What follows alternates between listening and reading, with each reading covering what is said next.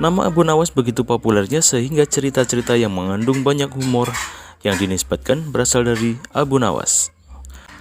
Abu Nawas adalah seseorang yang cerdik yang mampu mengatasi berbagai persoalan rumit dengan style humor. Banyak yang meyakini Abu Nawas adalah seorang sufi yang zaman itu dia tinggal di negeri Baghdad, Irak. Abu Nawas setelah mati pun masih bisa membuat orang tertawa. Di depan makamnya ada pintu gerbang yang terkunci dengan gembok besar. Namun, di kanan kiri pintu gerbang itu pagarnya bolong sehingga orang bisa leluasa untuk masuk berziarah ke makamnya. Apa maksudnya dia berbuat demikian? Mungkin itu adalah simbol watak Abu Nawas yang sepertinya tertutup namun sebenarnya terbuka. Ada sesuatu yang misteri pada diri Abu Nawas. Ia sepertinya bukan orang biasa. Bahkan ada yang meyakini bahwa dari kesederhanaannya ia adalah seseorang guru sufi, namun ia tetap dekat dengan rakyat jelata. Bahkan konsis membela mereka yang lemah dan tertindas.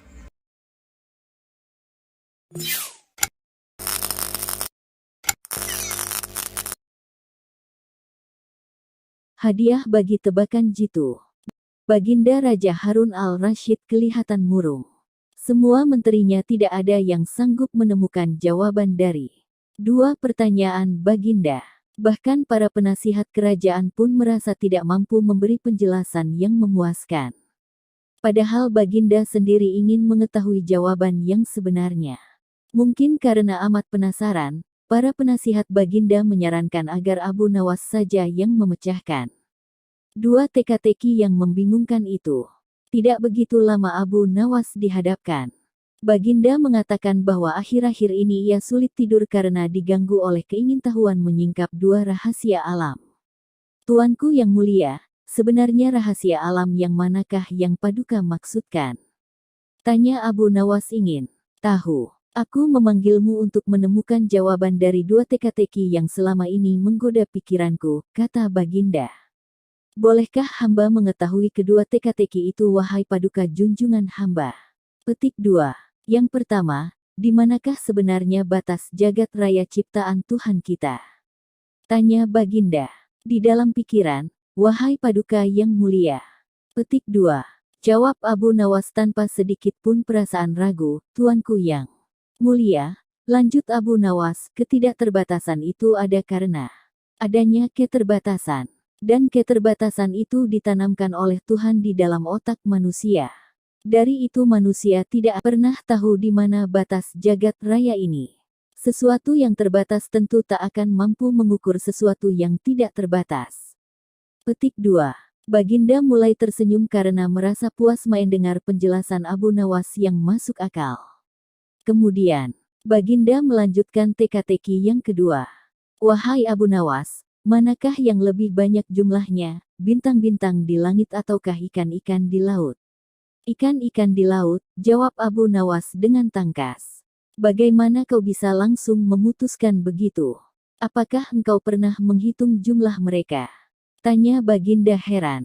Paduka yang mulia, bukankah kita semua tahu bahwa ikan-ikan itu setiap hari ditangkapi dalam jumlah besar, namun begitu jumlah mereka tetap banyak seolah-olah tidak pernah berkurang karena saking banyaknya. Sementara bintang-bintang itu tidak pernah rontok, jumlah mereka juga banyak, jawab Abu Nawas meyakinkan. Seketika itu rasa penasaran yang selama ini menghantui Baginda sirna tak berbekas. Baginda Raja Harun al-Rasyid memberi hadiah Abu Nawas dan istrinya uang yang cukup banyak. Tidak seperti biasa, hari itu Baginda tiba-tiba ingin menyamar menjadi rakyat biasa. Beliau ingin menyaksikan kehidupan di luar istana tanpa sepengetahuan siapapun agar lebih leluasa bergerak. Baginda mulai keluar istana dengan pakaian yang amat sederhana layaknya seperti rakyat jelata. Di sebuah perkampungan beliau melihat beberapa orang berkumpul. Setelah Baginda mendekat, ternyata seorang ulama sedang menyampaikan kuliah tentang alam barzah. Tiba-tiba ada seorang yang datang dan bergabung di situ, lah bertanya kepada ulama itu. Kami menyaksikan orang kafir pada suatu waktu dan mengintip kuburnya, tetapi kami tiada mendengar mereka berteriak dan tidak pula melihat penyiksaan-penyiksaan yang katanya sedang dialaminya. Maka bagaimana cara membenarkan sesuatu yang tidak sesuai dengan yang dilihat mata? Ulama itu berpikir sejenak kemudian ia berkata, untuk mengetahui yang demikian itu harus dengan panca indera yang lain. Ingatkan kamu dengan orang yang sedang tidur. Dia kadangkala bermimpi dalam tidurnya digigit ular, diganggu dan sebagainya. La juga merasa sakit dan takut ketika itu bahkan memekik dan keringat bercucuran pada keningnya. Ia merasakan hal semacam itu seperti ketika tidak tidur. Sedangkan engkau yang duduk di dekatnya menyaksikan. Keadaannya seolah-olah tidak ada apa-apa. Padahal apa yang dilihat serta dialaminya adalah dikelilirigi ular-ular. Maka jika masalah mimpi yang remeh saja sudah tidak mampu mata lahir melihatnya, mungkinkah engkau bisa melihat apa yang terjadi di alam barzah? Baginda Raja terkesan dengan penjelasan ulama itu. Baginda masih ikut mendengarkan kuliah itu. Kini ulama itu melanjutkan kuliahnya tentang alam akhirat. Dikatakan bahwa di surga tersedia hal-hal yang amat disukai nafsu, termasuk benda-benda. Salah satu benda-benda itu adalah mahkota yang amat luar biasa indahnya. Tak ada yang lebih indah dari barang-barang di surga karena barang-barang itu tercipta dari cahaya. Saking indahnya maka satu mahkota jauh lebih bagus dari dunia dan isinya. Baginda makin terkesan. Beliau pulang kembali ke istana. Baginda sudah tidak sabar ingin menguji kemampuan Abu Nawas. Abu Nawas dipanggil setelah menghadap Bagiri. Aku menginginkan engkau sekarang juga berangkat ke surga kemudian bawakan aku sebuah mahkota surga yang katanya tercipta dari cahaya itu. Apakah engkau sanggup Abu Nawas? Sanggup Paduka yang mulia, kata Abu Nawas langsung menyanggupi tugas yang mustahil dilaksanakan itu. Tetapi Baginda harus menyanggupi pula satu syarat yang akan hamba ajukan. Sebutkan syarat itu, kata Baginda Raja.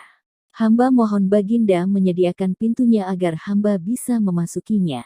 Pintu apa? Tanya Baginda belum mengerti. Pintu alam akhirat, jawab Abu Nawas. Apa itu? Tanya Baginda ingin tahu. Kiamat, wahai Paduka yang mulia. Masing-masing alam mempunyai pintu. Pintu alam dunia adalah liang peranakan ibu, pintu alam barzah adalah kematian. Dan pintu alam akhirat adalah kiamat. Surga berada di alam akhirat.